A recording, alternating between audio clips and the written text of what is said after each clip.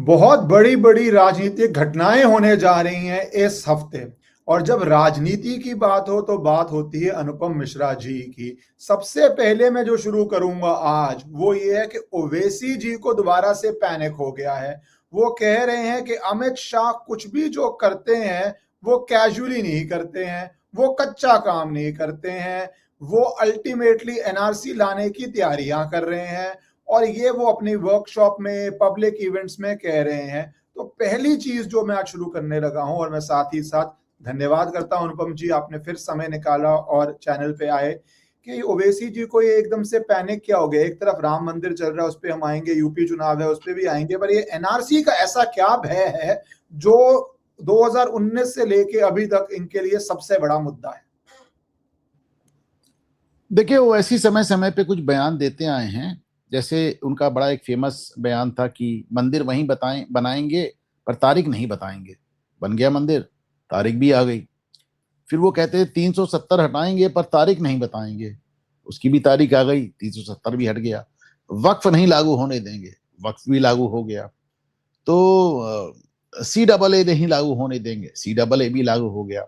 ऐसा लग रहा है कि एजेंडा सेटर है ओवैसी। जो जो बातें कहते हैं कि नहीं होने देंगे, वो सारी बातें एक लाइन से होती चली जा रही। तो अमित शाह अभी हाल में, मतलब गृह मंत्री की हैसियत से उन्होंने करीब आधा दर्जन ऐसी मीटिंगें की हैं जिनका संबंध जो था जनगणना से था, सेंसस से था।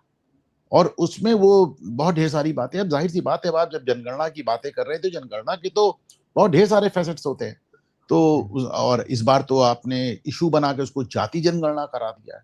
सामान्य तौर पे भाई 1931 के बाद हमारे यहाँ जातियों का सेंसस नहीं हुआ।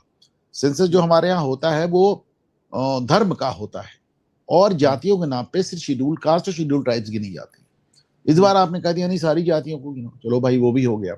धर्म की बात हो ही रही है, स्टेट वाइज बात हो ही रही है। तो अब जनगणना एक इतनी ह्यूज एक्सरसाइज है और पूरे देश में चल रही, साहब दुनिया की सबसे बड़ी जनगणना होगी, जाहिर सी बात है। तो ऐसे में अमित शाह लगातार इस पे कई मीटिंगें कर चुके हैं। अब ये मीटिंगें ओवैसी को ख्वाब में आ रही हो और डरा रही हो तो मैं नहीं कह सकता, क्योंकि अभी तक तो अमित शाह ने ऐसा कुछ कहा नहीं है एनआरसी वाला। बाकी एनआरसी के लिए भारतीय जनता पार्टी कमिटेड है, उनके मैनिफेस्टो में है, ये उनका चुनावी वादा है कि एनआरसी करेंगे। तो एनआरसी होना भी चाहिए, होंगे भी। कोर्ट कह चुकी है एनआरसी के लिए, सुप्रीम कोर्ट कह चुकी है एनआरसी के लिए। तो भाई एनआरसी तो होनी है, आगे पीछे अब कब होगी। लेकिन अब इतना हो गया है कि ओवैसी इतनी बार दूध के जल गए हैं कि कम से कम अब वो इस तरह के दावे नहीं करते हैं कि हम होने नहीं देंगे और करने नहीं देंगे, आप कर नहीं पाएंगे। क्योंकि जितनी जितनी चुनौतियां हुई, हर बार आपने 370 का 370 हो गया, राम मंदिर का राम मंदिर हो गया, CAA का CAA हो गया, वक्फ वाली बात का वक्फ वाली बात हो गई। तो आपकी जितनी बातें थी सब खाली निकल गई। तो वैसे घबरा रहे हैं, इसमें दो राय नहीं है। क्योंकि उनको लगता है कि साहब, पहली बात, जैसे वो दो बातें हैं, आप कहते हैं कि अमित शाह हवाई फायर नहीं करते। उनके जो शब्द थे कि अमित शाह हवाई फायर नहीं करते। अमित शाह, अभी आपने बताया तो मैंने उनका वीडियो देखा, तो उन्होंने कहा अमित शाह हवाई फायर नहीं करते। और अमित शाह अगर मीटिंग कर रहे हैं तो एनआरसी तक जा रही है। अमित शाह किसी बात को हल्के में नहीं करते। वो बिस्मिल की एक गजल है, नज़म है कि साहब, अब तेरी हिम्मत का चर्चा गैर की महफिल में है। तो अब अमित शाह की बात वो कह रहे हैं, अमित शाह हल्की बातें नहीं करते। तो वो अपना थोड़ा पैनिक होंगे। दूसरी बात ये भी है कि फर्ज कीजिए कि अमित शाह एनआरसी लागू करने जा भी रहे हैं, तो पॉइंट कुछ और है, आप करेंगे क्या? MIM क्या, AIMIM क्या करेगी भाई? एक सांसद है आपका, क्या कर लेंगे? अरे वो तेलंगाना में भी होगा, कैसे रोक लोगे भाई? तेलंगाना में भी होगा, तुम्हारे हैदराबाद में होगा, तुम्हारे घर पहुंचेगी टीम, तुमको बताना पड़ेगा। कागज नहीं दिखाएंगे। जो लोग कहते थे कागज नहीं दिखाएंगे, वो साथ साथ पुश्तों का शजरा लेके घूम रहे हैं। यही तो कहते थे ना, कागज नहीं दिखाएंगे। आज आप देखिए, 1 दर्जन डॉक्यूमेंट्स लेके सुप्रीम कोर्ट पहुंच गए SIR एक्सरसाइज में। वही SIR एक्सरसाइज वहां भी हो रही है। आप रोक नहीं सकते इसको ना, सिर्फ ये कह देने से कि गृह मंत्री ऐसा कर सकते हैं, वैसा कर सकते हैं। सरकार, गृह मंत्री ऐसा थोड़ी है कि लुके छुपे कर रहे हैं। एनआरसी करेंगे, उनका वादा है, चुनावी वादा है। They've repeated it so many times। ऐसा थोड़ी ना है कि गृह मंत्री बहुत गोपनीय तरीके से कुछ काम कर रहे हैं। बहरहाल, कुल मिलाकर अगर एक लोकप्रिय विज्ञापन की लाइन अगर मैं लूं तो ये डर अच्छा है।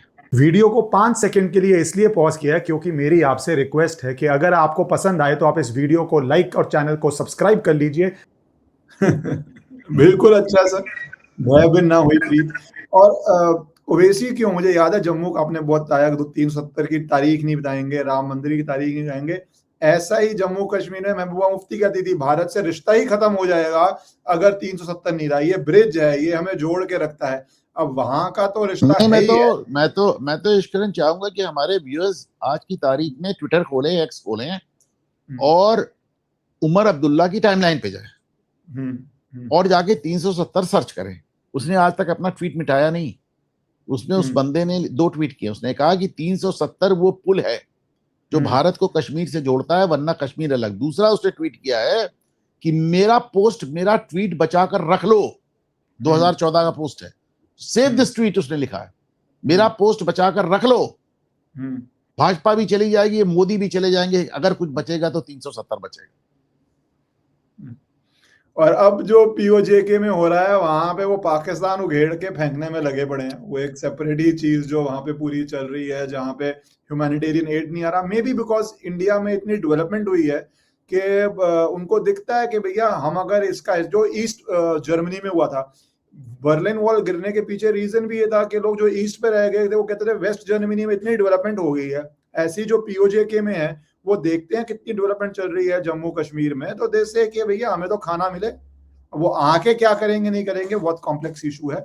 उस पर अगर ब्रीफ में सर आपका कोई व्यू हो, क्योंकि लोगों का एक व्यू तो ये है कि उनको अगर आ जाते हैं तो असिमिलेट नहीं कर सकते, बहुत कट्टरवाद है और आप बहुत सफर करेंगे। दूसरा व्यू ये है कि हमारा हिस्सा है, वापस लाना है। अगर आपका भी इस पे क्या व्यू है, इस पेचीदा सवाल पे? भाई जहां तक एसिमिलेशन का सवाल है, एसिमिलेट तो आज तक आप जो आपके हिस्से का कश्मीर है उन्हीं कश्मीरियों को नहीं कर पाए। जहां तक एसिमिलेशन का सवाल है तो हर शहर में जो एक गेटो बना हुआ है आप उन्हीं को एसिमिलेट नहीं कर पाए। एसिमिलेशन तो पॉसिबल ही नहीं है।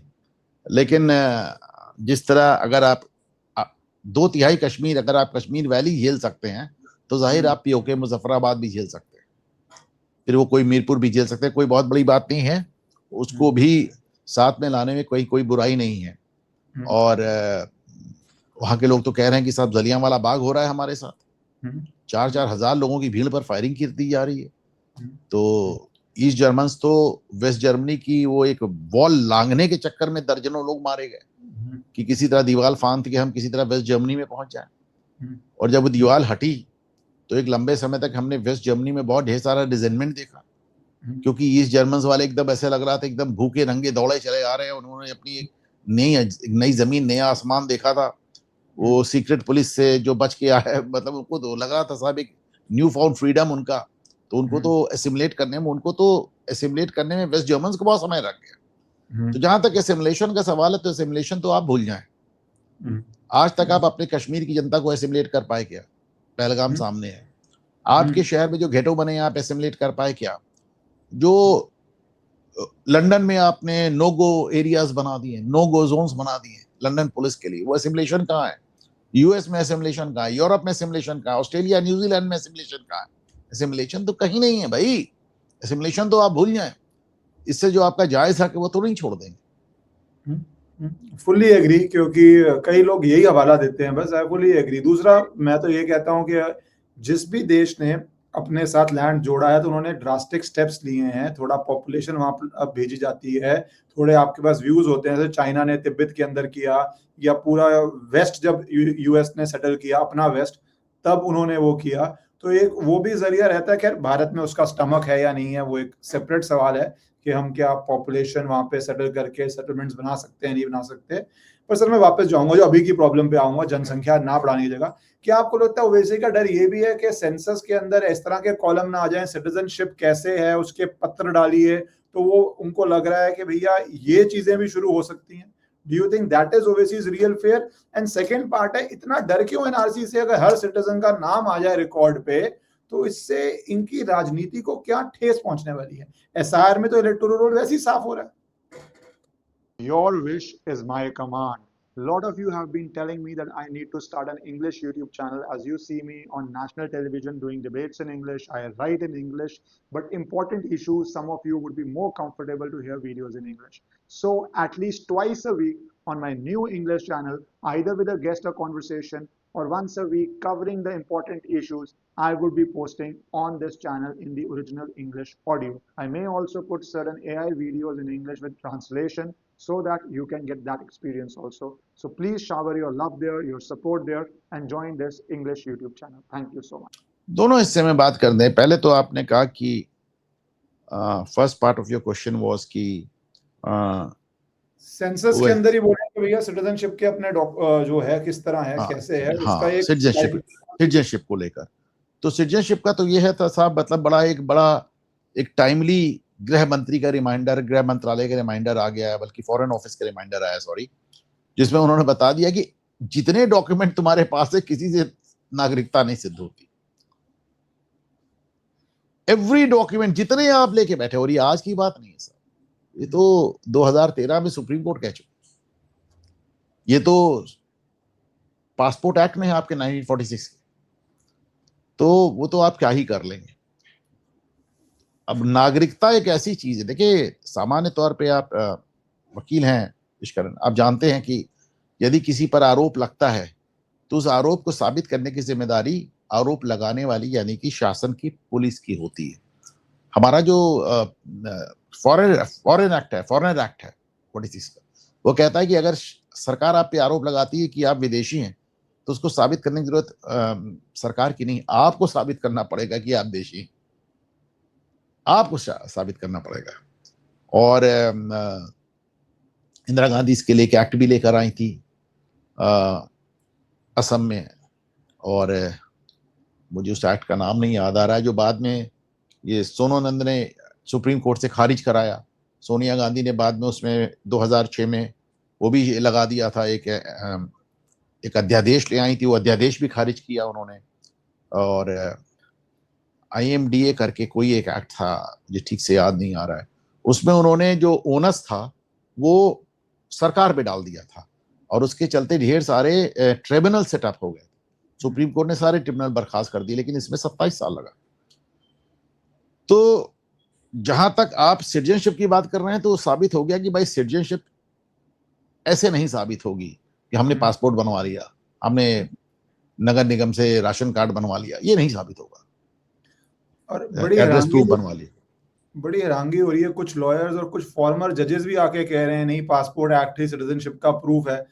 क्लियर जजमेंट्स हैं इसके ऊपर, बट एनीवेज ये क्लियर जजमेंट्स नहीं है भाई। पासपोर्ट एक्ट में लॉ ही क्लियर है। सेक्शन 20 पढ़िए, मैं तो बता रहा हूं, सेक्शन 20 ये कहता है कि पासपोर्ट में be issued to people who are not Indian citizens. और इसका मैं आपको सबसे बड़ा उदाहरण दे रहा हूं, दलाई लामा पूरी दुनिया में भारतीय पासपोर्ट पे घूमते हैं, पर क्या दलाई लामा भारतीय हैं? नहीं, वो तो तिब्बत की निर्वासित सरकार के मुखिया है। Dalai Lama is a government in exile. वो तो एक अलग देश, तिब्बत के राष्ट्राध्यक्ष हैं, हम उनको वही प्रोटोकॉल देते हैं, लेकिन येट उनको इंडियन पासपोर्ट इश्यूड है।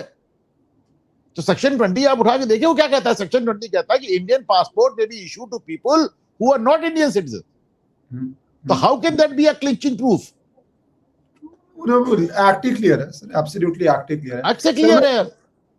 अब रही बात उसकी, जो आपने एक उसमें दूसरी बात पूछी, एक तो आपने कहा कि ये सिटीजनशिप वाली बात कही, डर क्यों है अगर सिटीजन क्लियर हो जाए, डर क्यों है? जैसे मैं डर की बात कर रहा था, इतना नहीं, आपने ये पूछा कि ओवैसी की राजनीति पे क्या फर्क पड़ेगा। राजनीति पे क्या फर्क, डर क्या, राजनीति का डर? तो मेरा मानना है कि ओवैसी की राजनीति के लिए तो बहुत अच्छी चीज है। ओवैसी जो राजनीति कर रहे हैं, मुसलमानों को डरा के जो राजनीति कर रहे हैं, उनके लिए तो और अच्छा है भाई।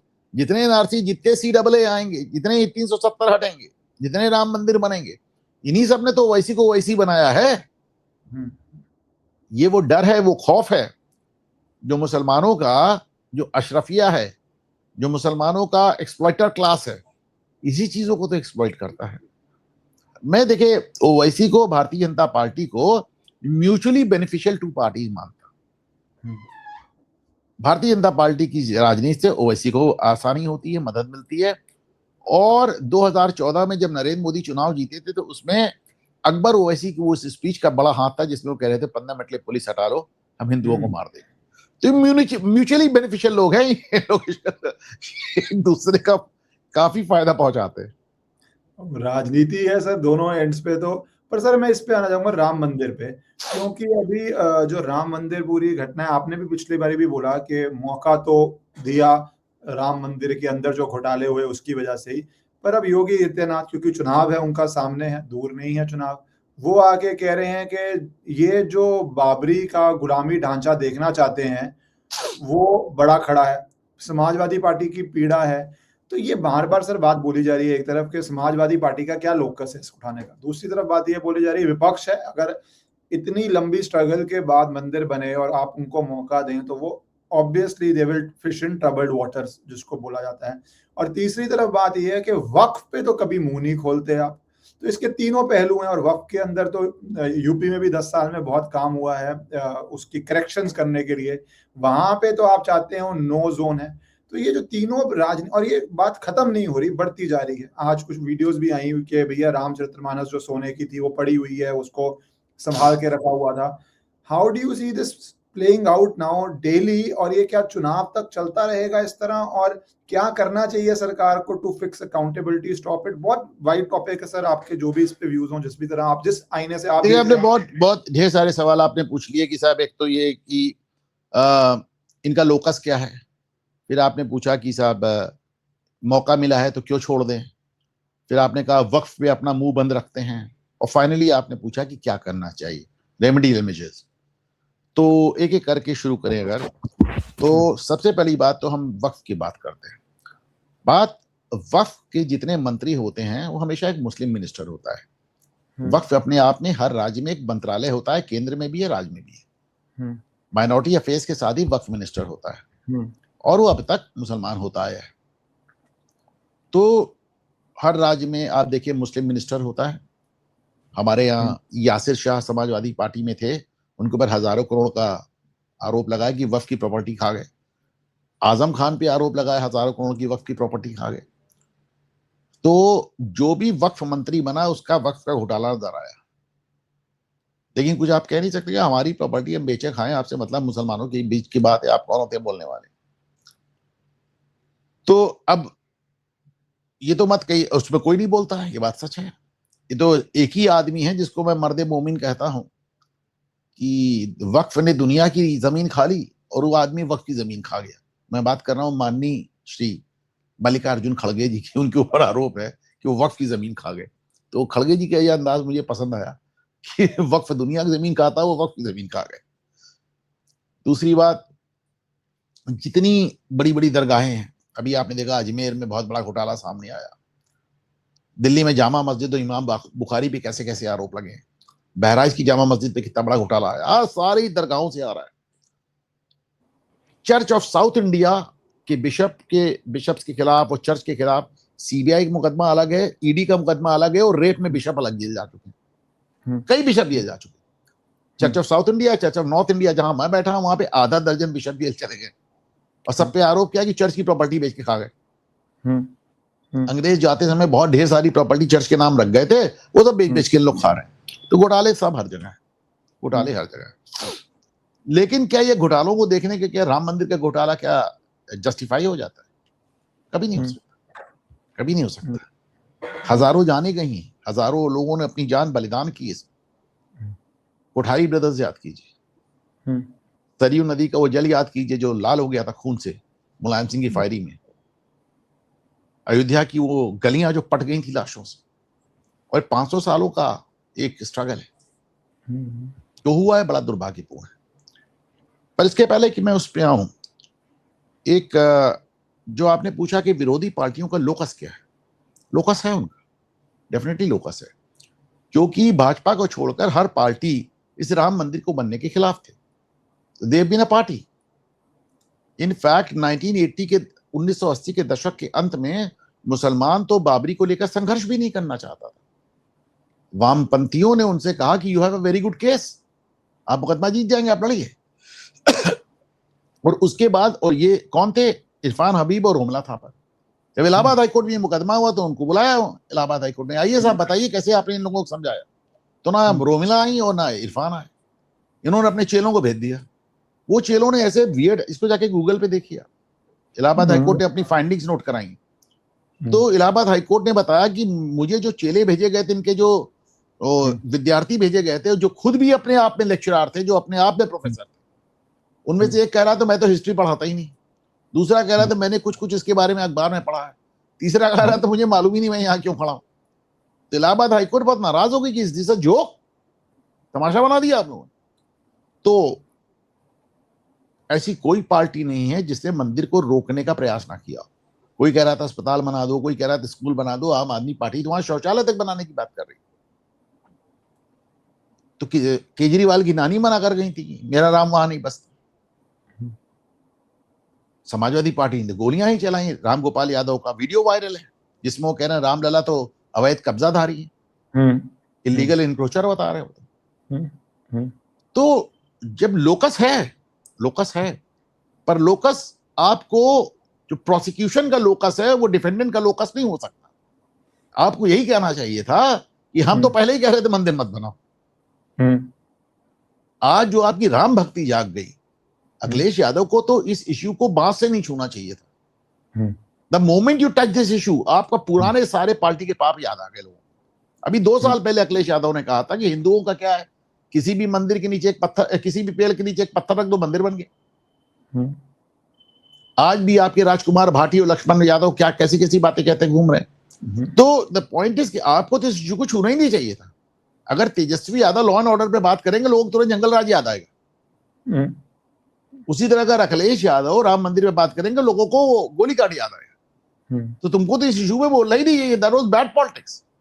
आप कह रहे हैं कि विपक्षी पार्टियों को एक मौका मिला था, अगर मौका बहुत अच्छा होता अगर आप चुप रहते, अगर आप इसको श्रद्धालुओं और भाजपा के बीच में रहने देते तो शायद ये झगड़ा बढ़ भी जाता और शायद श्रद्धालुओं का गुस्सा भाजपा पे उतरता भी। परंतु जिस समय आप आ गए मैदान में, तो आपने भाजपा के प्रति जो क्रोध था उसको अपनी तरफ घुमा दिया, उड़ता तीर जिसको कहना चाहिए, जबरदस्ती आपने ले लिया। आपसे किसने कहा था इस झगड़े में पड़ने को भाई? आपका लोकस तो मंदिर रोकने का था ना। आज आप एकदम से मर्यादा पुरुषोत्तम नाम की बात करेंगे तो फिर लोग हंसेंगे आपके ऊपर और जलाएंगे भी। वही बात योगी कह रहे हैं कि आपका फ्रस्ट्रेशन ये कि आप मंदिर रोक नहीं पाए। और फाइनली कि क्या सुधार हो सकता है? तो सुधार ये हो सकता है कि मंदिर के ट्रस्ट में जितने लोग बैठे हैं, मैं उनके योगदान को बिल्कुल भी कम करके नहीं देख रहा हूं। जो उसके अध्यक्ष हैं महंत नृत्य गोपाल जी, और जो चंपत राय हैं जनरल सेक्रेटरी, और जो बाकी मेंबर्स हैं, उन सबका इस आंदोलन में कुछ ना कुछ योगदान रहा है। परंतु प्रशासन का आपको कितना अनुभव है? 0। एक आदमी जो अपने ड्राइवर से कह देता है कि तुम आज सिक्योरिटी इंचार्ज हो जाओगे, वो दिखाता है कि उसको प्रशासन का पा नहीं मालूम। आप राम मंदिर में जब घुसते हैं तो आपको 2 तरह की व्यवस्था नजर आती है, एक मंदिर के बाहर, एक मंदिर के अंदर। जब मंदिर के बाहर आप रहते हैं तो आपको वहां पे जो एक सिक्योरिटी फोर्सेस की जो एक नजर आती है, वो एक ट्रेन सुरक्षा फोर्स है। परिंदा पर नहीं मार सकता। क्यों? क्योंकि वो एक डिसिप्लिन्ड प्रोफेशनल फोर्स है जिसके ऑफिसर्स बैठे हैं वहां पे। लेकिन जब मंदिर के अंदर की बात आ रही है, जहां पे चंपत राय और अनिल मिश्रा वगैरह वगैरह, तो इनको प्रशासन का कोई अनुभव है नहीं। आपने क्या चलाया आज तक? आपको दुनिया की इतनी बड़ी ट्रस्ट मिल गई। हकीकत ये आपने तो एक पंसारी की दुकान भी नहीं चलाई होगी, आपको प्रशासन आता कहाँ? वरना आप अपने ड्राइवर को सुरक्षा का सीसीटीवी के इंचार्ज और सुरक्षा के इंचार्ज नहीं बताते। तो यस, हमको वहां पे एक full time professional chief executive officer CEO की जरूरत है, जिसके लिए अभी ट्रस्ट हिचकिचा रही। पर मुझे पूरी उम्मीद है कि आगामी बैठक में इस ट्रस्ट में एक सीईओ के प्रस्ताव को पारित कर देगी। और फाइनली मुझे लगता है कि बहुत बढ़िया मौका है कि ये मंदिर की वर्किंग को इतना ट्रांसपेरेंट बना सकते हैं। एक पोर्टल बना के सारे खर्चे एवरीथिंग उसका और लाइव ब्रॉडकास्ट सब कुछ आप कर दीजिए। होगा क्या कि आपकी जो ट्रांसपेरेंसी होगी वो जितने बाकी मंदिर हैं उनके ऊपर भी रिफ्लेक्ट होगी। शबरीमाला में देखिए चोरी हो गई, कोर्ट ने कि उसमें कोर्ट में किसके खिलाफ मुकदमा लिखने को कहा, सीपीआई और सीपीएम के मेंबर्स के खिलाफ। केदारनाथ बद्रीनाथ में चोरी की बात आ रही है, ये सब मंदिर तो गवर्नमेंट कंट्रोल में है ना, तो चोरी तो वहां भी हो रही है। तो राम मंदिर इसमें एक आदर्श प्रस्तुत कर सकता है, ट्रांसपेरेंसी का वो लेवल ला सकता है कि बाकी मंदिर उसको फॉलो करें। सर एंड रिजल्ट तो यही निकलना चाहिए, जो भी इसमें इन्वॉल्व थे उनको सजा के साथ साथ एक इस तरह का मॉडल हो, और आजकल टेक्नोलॉजी इसको इनेबल करती है कि एकदम टेक्नोलॉजी का ऐसा मॉडल आप हों कि कोई भी व्यक्ति उसको देख सकता है, कहाँ पे दान दिया जा रहा है, कहाँ पे काउंट किया जा रहा है, कहाँ पे स्टोर किया जा रहा है। It has to be a model जो बाकी सब जगह आप ले जाके जा पाओ, ना कि मुझे इसके थोड़ी सी निराशा इसमें निपेंद्र मिश्रा जी से। निपेंद्र मिश्रा जी एक पुराने प्रशासक हैं, प्रधानमंत्री के सहयोगी रहे हैं, प्रधानमंत्री के साथ 10 साल उनके सचिव रहे हैं, मुलायम सिंह के सचिव रहे हैं, कल्याण सिंह के सचिव रहे हैं। और निपेंद्र मिश्रा उनके रहते, क्योंकि वोटिंग राइट उनका नहीं है पर मेंबर तो वो भी है, उनको इस बात को समझना चाहिए था कि ये एकदम एमेच्योर्स द्वारा एक एक्सरसाइज है जो आगे पीछे बूमरैंग करेगी। अगर आपको प्रोटोकॉल्स नहीं इन प्लेस दिख रहे और जो लोगों को पता है कि आप प्रोटोकॉल नहीं है, they should have acted and done it. Sir गलतियां तो बहुत हैं, और वो अब किसकी कितनी अकाउंटेबिलिटी है, मॉरल नेग्लिजेंस, कॉन्स्पिरेसी, वो सब तो अब धीरे धीरे आएगा। क्योंकि कोर्ट में जो 8 पकड़े गए, मैं टीवी पे यही लोगों को कह रहा था कि वो 8 के 8 ने अपना डिफेंस लेना है। और कॉमन डिफेंस क्या होता है, जो लोअर एंड है, कि मैंने नहीं किया, मुझे आदेश था और मैं जाके इसको पैसे देता था, तो मुझे तो पता ही नहीं था कि भैया ये हो क्या रहा है। हर जो अक्यूज्ड है वो अपना डिफेंस लेगा, तो ये लंबा चलेगा।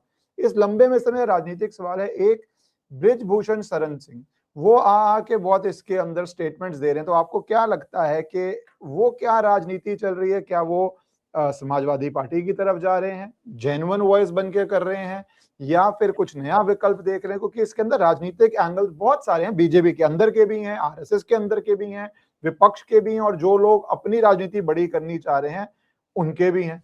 तो वो एंगल आप किस तरह देख रहे हैं? नहीं, किसकी बात कर रहे हैं अशकरण सिंह या मैं sorry, I did not get you. Brijbhushan Singh. देखिए, ब्रिजभूषण का जहां तक सवाल है, ब्रिजभूषण कोई ऐसा नहीं है कि किसी भी दल के बड़े आइडियोलॉग हों और या किसी विचारधारा से बंधे हुए मेंबर हों। ब्रिजभूषण अपनी सीट की और अपने मतलब ब्रिजभूषण एक बाहुबली है। एक बाहुबली को सरवाइव करने के लिए राजनीतिक संरक्षण चाहिए। बिना पॉलिटिकल पैटर्नेज के कोई भी आदमी स्ट्रॉन्गमैन नहीं बनता, कोई भी शख्स नहीं बनता। तो ऐसे में ब्रिजभूषण जो कुछ भी कहते हैं, it should be taken with a pinch of salt. और उसको इस बात को समझना चाहिए कि ब्रिजभूषण, चूंकि ब्रिजभूषण को पिछली बार टिकट नहीं मिला, तो अब उसको लेकर वो जाहिर है डिस्टर्ब्ड है। और ब्रिजभूषण का ये है कि वो बातों को बहुत घुमा फिरा कर और बहुत ही जिसे कहना चाहिए मुलम्मा चढ़ाकर नहीं बोल पाते। तो he speaks like the strong man that he is. तो वो बाहुबली हैं और वही भाषा भी बोलते हैं, वही जुबान भी बोलते हैं। और ब्रिजभूषण को जिस तरफ से जैसे राजनीतिक लाभ नजर आता है वैसा वो बयान देते हैं। मैं ब्रिजभूषण शरण सिंह की किसी बात को राम मंदिर के संदर्भ में गंभीरता से नहीं लेता। जी सर, आज एक ऑर्डर हो गया है restoration of cockroach Janata party का एक्स अकाउंट, और सेंट्रल गवर्नमेंट ने भी इन्फॉर्म किया कि हमें इससे कोई प्रॉब्लम नहीं है। तो बेसिक दूसरी तरफ अनुरुद्धि रॉय को बुला के अब वहां पे किया जा रहा है, प्रोटेस्ट में ग्रैंड वेलकम दिया जा रहा है। सारे ही आ रहे हैं, जो लेफ्टिस्ट थे 10 बारी पिट चुके हैं 2014 से, वो सबका एक नया रिवाइवल हुआ है। बट आपको क्या लगता है, बेसिकली अब ये खत्म हो चुकी है मूवमेंट, या ये जो एक बेचारे उसको सोनम वांगचुक को बिठाया हुआ है, इसमें कुछ भी रस बचा है इवन ऑन सोशल मीडिया? अब सोनम वांगचुक चाहते हैं कि लद्दाख राज्य बन जाए और वो मुख्यमंत्री बन जाए। वो केजरीवाल मॉडल लेके चले हैं। उनका 60 साल होने में 1.5 महीना बाकी है, और अभिजीत दीपके कह रहा है 60 साल के बाद किसी को काम नहीं करने देना चाहिए। तो मैंने आज पोस्ट किया भी कि सोनम है 45 डेज, उस 45 दिन में उसको राज्य भी बनाना है, मुख्यमंत्री भी बनना है। क्योंकि और आज मैं ये भी देख रहा था कि अभिजीत दीपके जो हैं वो सोनम वांगचुक से अनशन समाप्त करने की अपील कर रहे थे। तो अगर वो अपील उनकी स्वीकार हो जाती, उसके बाद सोनम वांगचुक अभिजीत से प्रदर्शन समाप्त करने की अपील करेंगे। बहुत दिनों से प्रयास कर रहे हैं अभिजीत दीपके की पुलिस को भड़काया जाए। दिल्ली पुलिस को कैसे वो एड्रेस करते हैं कि सालों अभी अमित शाह का फोन आ जाएगा तो भाग के जाओगे सालों, वो ही इज ट्राइंग टू कि किसी तरह दिल्ली पुलिस उनको पीट पाट दे तो उनको वहां से एक ऑनरेबल एग्जिट मिल जाए। वो ऑनरेबल एग्जिट उनको मिल नहीं रही है। तो ऐसे में भारत सरकार ने उनका अकाउंट भी खोल दिया है कि भाई एक औसत के रूप में माना जा रहा है वहां पे तकरीबन 15 से 20 लाख रुपया रोज खर्च हो रहा है। तो ठीक है, अब इसको मनी लॉन्ड्रिंग करने की जगह प्रॉपर अकाउंटिंग के साथ करो और जरा नजर आए। और जहां तक सोनम वांगचुक का सवाल है, मुझे लगता है प्रधानमंत्री उनसे मजे ले रहे हैं, कभी इधर चले जाते हैं कभी उधर चले जाते हैं। और बात हवा में ये भी चल रही है कि साहब अभी मंत्रालय में फेरबदल होगा, धर्मेंद्र प्रधान हटाए जाएंगे। तो उस बात को जिंदा भी कर रहे हैं, उसको क्लोज भी नहीं कर रहे हैं, उसको कर भी नहीं रहे हैं। तो वो भी शायद सोनम वांगचुक की इच्छा शक्ति का पूरा इम्तिहान लेना चाहते हैं। और मैंने तो कहा था कि प्रधानमंत्री को उसको 1 महीने के लिए टाल देना चाहिए। लेट अस सी सोनम वांगचुक का क्या होता है। और सोनम वांगचुक एक बहुत बड़ा सा बैग लेकर दिन में 7-8 बार टॉयलेट जाते हैं, पता नहीं क्या करने। तो लोगों का कहना है उसके अंदर खा पी लेते हैं, क्या करते हैं who knows। और एनर्जी जूस वगैरह लेने के भी उनके ऊपर वो है। द फैक्ट रिमेंस कि आंदोलन पूरी तरह फ्लॉप हो चुका है। और जिस आंदोलन ने शुरुआत ये कह के की थी कि हमारा किसी राजनीतिक दल से कोई संबंध नहीं है, तो ऐसा कोई सा भी दल या ऐसा कोई सा भी वो आंदोलन जीवी नेता नहीं जो वहां ना पहुंचा हो। योगेंद्र यादव से लेकर वृंदा करात से लेके वामपंथियों से लेके अरुंधति राय से लेके और जितने आंदोलन जीवी थे सब वहां नजर आ रहे हैं, जेएनयू के टुकड़े टुकड़े गैंग से लेकर। और वहां पे धर्मेंद्र प्रधान की तो अब कोई इस्तीफा भी नहीं मांग रहा है। मैं देख रहा हूँ वहां तो अलग अलग डिमांड्स उठ रही है।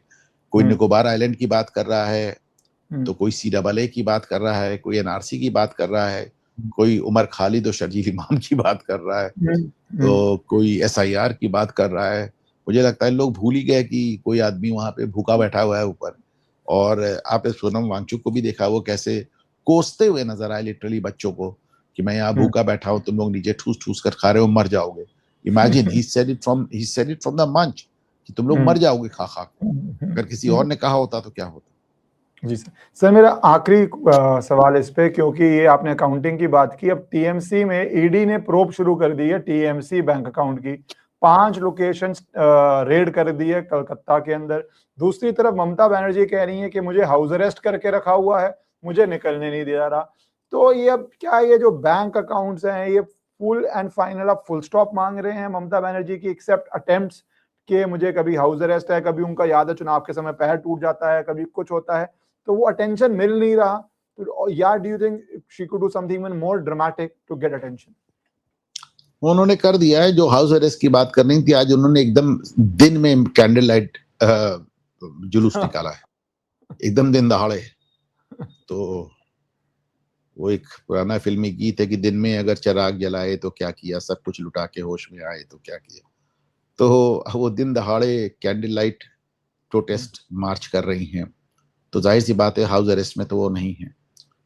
रही बात ये कि वो अरबों रुपया, 400 करोड़ 500 करोड़ कितना रुपया TMC के अकाउंट में है, उसको लेकर जो TMC का जो ब्रेकअवे फैक्शन है उस पर दावा कर रहा है, ममता भी उस पर दावा कर रही है, और बैंक ने फिलहाल उस अकाउंट को सीज कर रखा है, फ्रीज कर रखा है। लेकिन जिस तरह छापे पड़ रहे हैं, जिस तरह जांच हो रही है, कोई बड़ी बात नहीं कि उस पैसे को लेकर इतनी ढेर सारी पैरेलल जांच, इतनी क्रिमिनल जांच सेटअप हो जाए कि आज जो 2 गुट दावे कर रहे हैं दोनों ही गुट कहने लगे हमसे इस अकाउंट का कोई लेना देना नहीं। प्रोसीड ऑफ क्राइम हमारा नहीं है। साथ साथ कन्विक्शन नहीं होनी। ट्रू, बहुत बड़ी बात नहीं होगी। थैंक यू सर, आपने समय दिया और ये सारे टॉपिक्स को कवर किया। As usual, it was a pleasure listening to you and understanding all these complex issues. Thank you. Always a pleasure being here. Thank you, Barton.